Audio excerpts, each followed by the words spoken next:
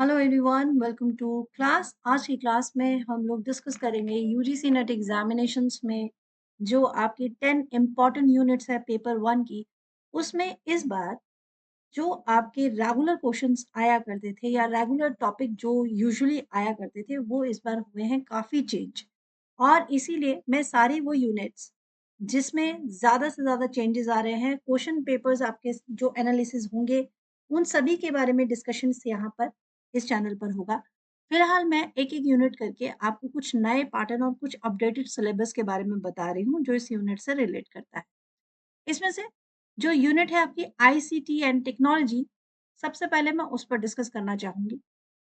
ICT से related बहुत सारे ऐसे टॉपिक होते थे जो हर बार आते थे, पर पहले इसके जो टॉपिक्स थे वो उतने ये नहीं कहूँगी कि मैं टफ नहीं होते थे, टफ भी होते थे, बट हाँ, ये कह सकते हैं कि जितने भी प्रीवियस ईयर क्वेश्चन्स आप देखेंगे, तो उसमें काफ़ी क्वेश्चन्स आपको मिले-जुले नज़र आते थे, कि भई मेमोरी पर ज़्यादातर क्वेश्चन्स आ गया, है ना? मेमोरी पे क्वेश्चन्स बन जाते थे, फिर आपके सॉफ्टवेयर, हार्डवेयर पर क्वेश्चन बन जाते थे, ओके? उसके बाद आपका जो इसका अ क्वेश्चंस बन जाते थे बाइनरी कोड पर, ठीक है? बाइनरी पे क्वेश्चंस बनते थे। बट अब क्या हो गया है, अब आईसीटी जो है उसका एरिया काफ़ी विस्तृत कर दिया गया है। ये आपका टीचिंग एप्टीट्यूड में भी है, ठीक है? आपका रिसर्च में भी आईसीटी का कंसर्न अब चला गया है। तो बहुत सारी चीज़ों में टेक्नोलॉजी अब इतनी ज़्यादा डेवलप हो चुकी है कि इसके क्वेश्चंस भी और ज़्यादा एनहांस्ड हो गए। तो जैसे पहले क्या टॉपिक होता था, बेसिक्स होते थे आईसीटी के, computer hardware and software, networking and internet, digital initiative in higher education. तो ये जो नीचे वाले 3 टॉपिक हैं, इस पर अब क्वेश्चन बहुत ज़्यादा बन गए हैं, ठीक है? पहले सिर्फ 3 से 4 टॉपिक हुआ करते थे, बट अब ये जो 3 टॉपिक है, सबसे ज़्यादा क्वेश्चन्स अब इस पर बन रहे हैं। तो यदि कोई ये कहता है कि क्वेश्चन्स रेगुलर आते हैं प्रीवियस ईयर वाला, तो अभी बिल्कुल ऐसा नहीं है। काफ़ी पैटर्न चेंज हो गया है और जो अपकमिंग पैटर्न चेंज हुआ है, उससे मिलते-जुलते क्वेश्चंस में मैं आपके साथ ज़रूर डिस्कस करने वाली हूँ। आपके जो अब एग्ज़ामिनेशंस हुए थे, ठीक है? अभी जनवरी में जो एग्ज़ामिनेशन यूजीसी नेट के खत्म हुए हैं, तो उनसे रिलेटेड सारे जो नए पैटर्न के क्वेश्चंस हैं, वो आपके साथ मैं डिस्कस करूँगी। तो फिलहाल कोर्स आउटलाइन की अगर मैं बात करूँ, तो किस तरह से आप ये सारी चीज़ों को फिक्स कर सकते हैं, ठीक है?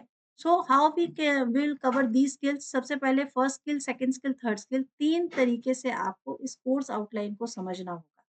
सबसे पहले जो अपडेटेड सिलेबस है, ठीक है? मैं ये नहीं कहूँगी कि सिलेबस पूरी तरह चेंज हो गया। अपडेटेड का मतलब है कि जो नया पैटर्न, न्यू पैटर्न क्वेश्चन्स आ रहे हैं, ठीक है? न्यू पैटर्न क्वेश्चन्स आ रहे हैं, न्यू टॉपिक्स आ रहे हैं, ठीक है? और बहुत सारी नई-नई चीज़ें आ रही हैं। उसके बाद सेकंड स्किल में हम डिस्कस करेंगे अभी लेटेस्ट जो क्वेश्चन आपके हुए हैं, लेटेस्ट पेपर जो आपका हुआ है, उसके क्वेश्चंस डिस्कशन होगा और थर्ड स्किल होगा फाइनल कि हम मॉक टेस्ट लगाएँगे। मॉक टेस्ट लगाएँगे बट ऑन द करंट, ठीक है? करंट जो आपका सिलेबस अपडेटेड है, उस पर डिस्कशन चलने वाला है। तो इस तरह से हम लोग करने वाले हैं पूरे इस एग्ज़ामिनेशन की तैयारी। अब अलग-अलग अगर टॉपिक देखे जाए, ठीक है? तो CPU, memory, software, malware, internet, data unit, number system और एमएस एक्सेल, जो सबसे ज़्यादा क्वेश्चन्स बनते हैं, ठीक है? वो इन्हीं टॉपिक्स में से बन रहे हैं। मेमोरी पर कौन-सी मेमोरी स्मॉल से फिर लार्ज मेमोरी की तरफ क्रोनोलॉजी पूछ ली जाती है या कभी भी क्वेश्चन्स कुछ भी पूछा जा सकता है। फिर सॉफ्टवेयर से रिलेटेड क्वेश्चन्स पूछे जाते हैं। तो इनमें जो भी क्वेश्चन्स अब अपडेट हुए हैं, जो नए आए हैं, ठीक है? जैसे-जैसे क्वेश्चन्स मेरे पास आएँगे, उन हिसाब से उन सब के हिसाब से मैं आपके साथ ये सारी चीज़ें डिस्कस करने वाली हूँ। आप गौर से जब देखेंगे क्वेश्चन आंसर को तो आपको पता चलेगा कि जो मेनली टॉपिक थे, वो आपको इन्हीं टॉपिक में से पूछे गए क्वेश्चन्स हैं। जैसे अगर मैं एक-एक करके आपके साथ डिस्कस करूँ, सीपीयू एंड मेमोरी सबसे पहले लेते हैं, तो ज़्यादातर क्वेश्चन्स क्या बनते हैं कि भई कितने टाइप की मेमोरी होती है कंप्यूटर में, ठीक है? ये मैं आपको मोटा-मोटी सारी चीज़ बता रही हूँ कि किस तरह के क्वेश्चन्स पूछे जा रहे हैं। कि डिफरेंट टाइप्स ऑफ मेमोरी क्या होती है, ठीक है? रैम और रोम में क्या डिफरेंस है, ये तो बहुत मतलब काफ़ी समय पहले का क्वेश्चन है बट ये फिर भी आता ही है, ठीक है? कैशे मेमोरी क्या है? क्या इम्पोर्टेंस है इसकी? ठीक है? सीपीयू का फंक्शन के बारे में क्वेश्चंस पूछा जाता है, रजिस्टर क्या होते हैं सीपीयू में और एएलयू कैसे वर्क करेगा प्रोसेसर में? इसके बाद प्राइमरी और सेकेंडरी मेमोरीज़ क्या होती हैं? और वर्चुअल मेमोरी कंप्यूटर सिस्टम में कैसे काम करती है? ये जो वर्चुअल मेमोरी बेस्ड क्वेश्चन है, ये इस बार का लेटेस्ट क्वेश्चन था। ठीक है? लेटेस्ट क्वेश्चन था जो वर्चुअल मेमोरी के बारे में पूछा गया था।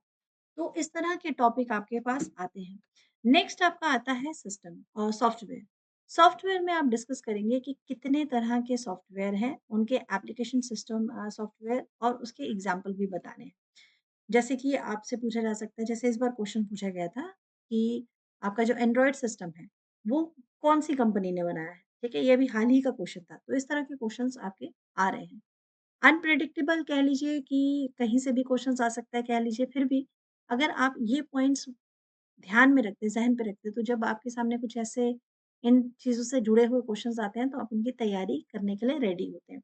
फिर फ्री, फेयर और ओपन सोर्स सॉफ्टवेयर के बारे में क्वेश्चन अक्सर आता है। ये तो एकदम परमानेंट वाला टॉपिक है कि कौन-सा ये नहीं सॉरी फ्रीवेयर सॉफ्टवेयर कौन-सा है और ओपन सोर्स सॉफ्टवेयर कौन-सा है, ठीक है?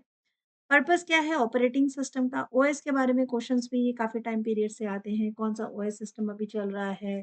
फिर क्या पर्पस है? कैसे काम करता है? कंपाइलर और इंटरप्रेटर में क्या डिफरेंस है? ठीक है? मिडलवेयर और उसकी इम्पोर्टेंस ये लेटेस्ट क्वेश्चंस में है। ठीक है? और device drivers and cloud based software. This is also very new questions. ठीक है? पहले भी आता है बट लैंग्वेज इसकी जैसे चेंज हो रही है उसी हिसाब से इसका क्वेश्चंस का पैटर्न भी चेंज होता जा रहा है। ठीक है? सेम इसी तरह से मालवेयर के बारे में कि कितने टाइप्स के होते हैं। मालवेयर बेसिकली होते क्या है जो आप देख रहे होंगे कि आजकल आपके कंप्यूटर्स पर या कहीं पर भी आप देख रहे हैं, आप लैपटॉप पे काम कर रहे हैं तो वायरस जो है वो बहुत ज़्यादा अ, वायरस आज से नहीं काफ़ी समय से है बट अभी इतना टाइप का वायरस आ चुका है। पहले तो ट्रोजन हॉर्स के बारे में पूछा जाता था कि इसका फंक्शन क्या है ज़्यादातर। बट अभी इतने नए-नए टाइप के वायरस आ रहे हैं तो उससे रिलेटेड क्वेश्चन आ जाता है। फिशिंग वर्क कैसे काम कर रहा है? ठीक है, कॉमन वेज़ क्या है सिस्टम को प्रोटेक्ट करने के लिए? तो इससे रिलेटेड क्वेश्चन्स आपके बनते हैं। इंटरनेट से जुड़े हुए क्वेश्चन एचटीटीपी और एचटीटीपीएस में डिफरेंस क्या है? आईपी एड्रेस के बारे में क्वेश्चंस बनता है कि कितने टाइप्स के होते हैं, डिफाइन कीजिए आईपी। तो मोस्टली तो जो क्वेश्चंस हैं वो आपके टॉपिक जो है काफ़ी समय से पिछले 3-4 सालों से रिपीट आ रहे हैं, ठीक है? जैसे आईपी एड्रेस है या एचटीटीपी वाले क्वेश्चन्स हैं। अभी क्या नए-नए क्वेश्चन्स आएगा जैसे स्टैटिक और डायनामिक आईपी एड्रेस में क्या डिफरेंस है? डीएनएस और उसके फंक्शंस के बारे में क्या आप बता सकते हैं? फायरवॉल के बारे में नेटवर्क सिक्योरिटी कैसे काम करेगा, ठीक है? बैंडविड्थ और उसकी इम्पोर्टेंस आपको ये सारी चीज़ें अच्छे से पता होंगी तो आपको रिलैक्स रहेगा कि हाँ भाई इतना टॉपिक तो मेरा कवर है और ये टॉपिक आपके लेटेस्ट टॉपिक में से ही है, तो इससे आपको बहुत ज़्यादा रिलैक्स मिलेगा। पढ़ाई करते समय आपको समझ में आएगा कि मुझे क्या-क्या चीज़ें मुझे आईसीटी में कवर करनी है, ठीक है? बिट बाइट, किलोबाइट, मेगाबाइट ये वाला क्वेश्चन आपका काफ़ी रेगुलर क्वेश्चन है, ठीक है? बिट्स जो हैं वो बाइट में कितना होता है ये एक बेसिक क्वेश्चन है और 1 मेगाबाइट को किलोबाइट में कैसे आप कन्वर्ट करते हैं ये भी आपके क्वेश्चन्स रेगुलर ही आ रहा है।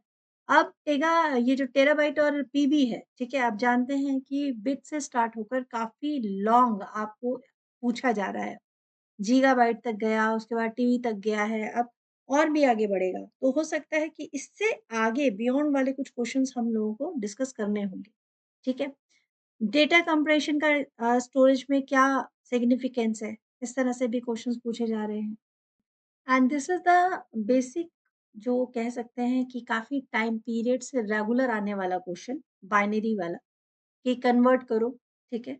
बट इतने सिंपल क्वेश्चन अब नहीं आते। पहले सिंपल क्वेश्चन्स आता था बाइनरी से आपको डेसिमल टू बाइनरी कन्वर्ट करने के लिए। अब ये वाला जो है सिंपल वाला तो नहीं आ रहा है, मैं आपको डायरेक्ट बता दूँ, ठीक है? अब इसमें भी आपका असर्शन रीज़निंग इस बार आ गया है।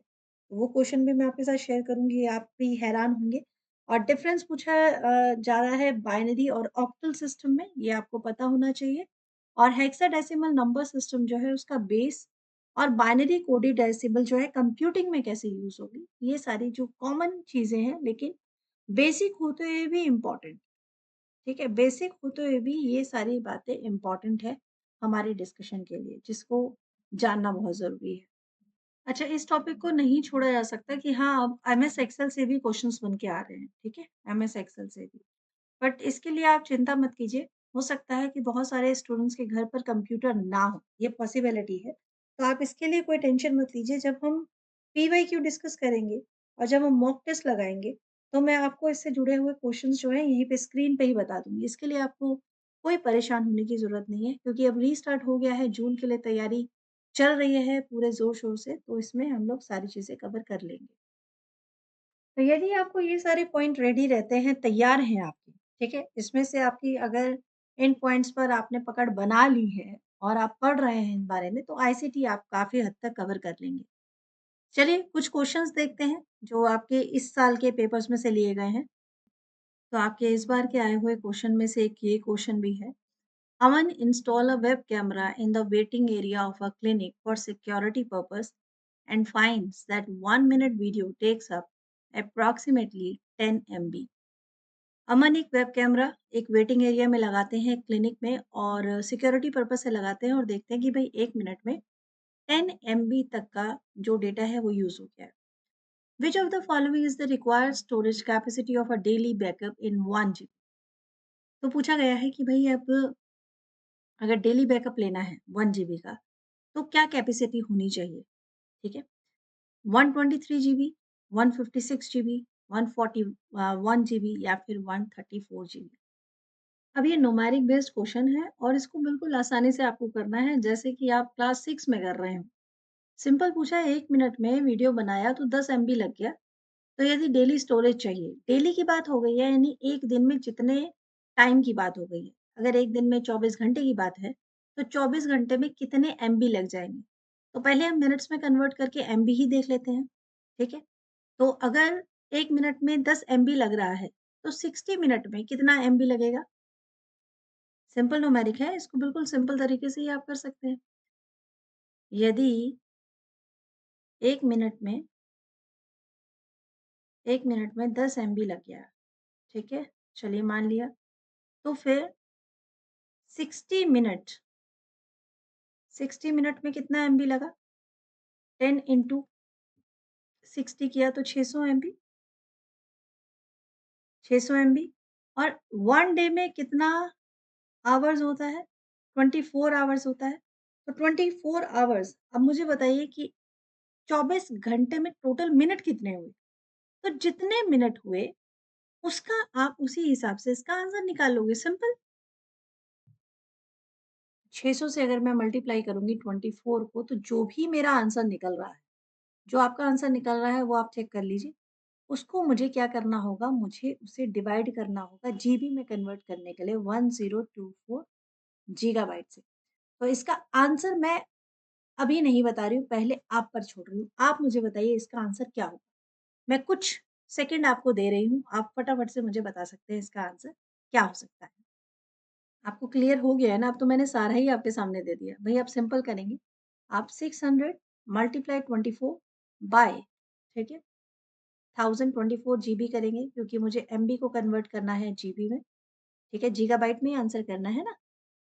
तो यहाँ पर 1024 आ जाएगा और जब आप इसे सॉल्व करेंगे तो आपके पास आंसर आएगा 141 गीगाबाइट। तो ये आपका ऑप्शन नंबर 3 सही हो जाएगा। आई होप अब आपको ये क्लियर हो गया होगा।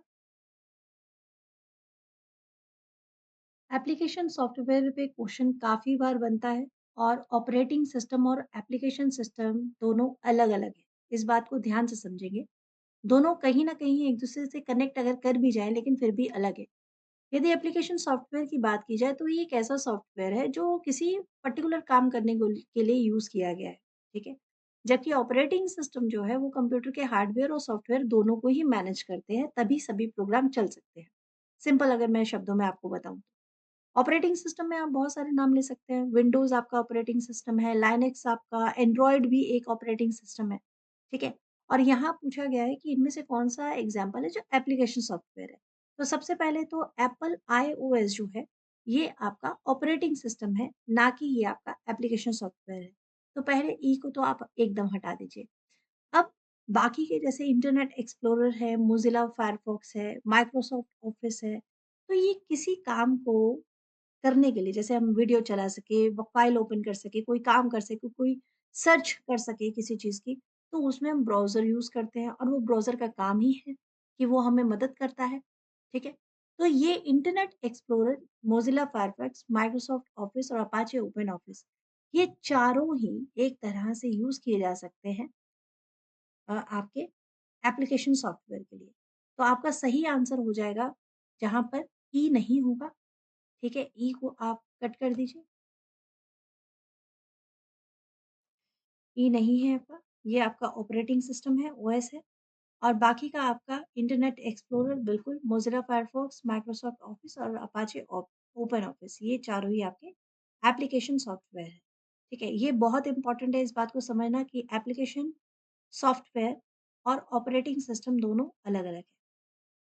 ठीक है? ऑपरेटिंग सिस्टम दोनों अलग-अलग है और इस पे बहुत सारे क्वेश्चन्स बनते हैं, तो आपको ये क्लियर करके समझना होगा। अभी जो हाल ही में क्वेश्चन आया, एक क्वेश्चन आया था एंड्रॉयड सिस्टम के लिए, कि एंड्रॉयड सिस्टम जो है, ठीक है? वो कौन-सी कंपनी ने बनाया है, किसके हाथ में है? तो वो गूगल के हाथ में, गूगल ने बनाया है, ठीक है? पहले एक और कंपनी थी बट 2005 एप्रॉक्स इसी टाइम के आसपास ये गूगल द्वारा खरीदा गया सिस्टम हो गया। ठीक है जी, तो एंड्रॉयड जो सॉफ्टवेयर सिस्टम है वो गूगल के पास बनाया गया है, मतलब बनाया जा रहा है। चलिए, इस तरह के क्वेश्चन आपके बनने वाले हैं और ये क्लास को और भी लेंथी किया जा सकता है बट अभी मैं सोच रही हूँ कि बाकी के टॉपिक भी आपके साथ पहले मैं स्टार्ट कर देती हूँ। उसके बाद जैसे ही हम ये सारी यूनिट कवर कर लेंगे और पता चल जाएगा कि किस तरह के नए क्वेश्चन्स आ रहे हैं, क्या पैटर्न हो रहा है क्वेश्चन्स का, फिर हम अपने मॉक टेस्ट जो है वो आपके सामने रखेंगे जो आपकी मदद करेंगे।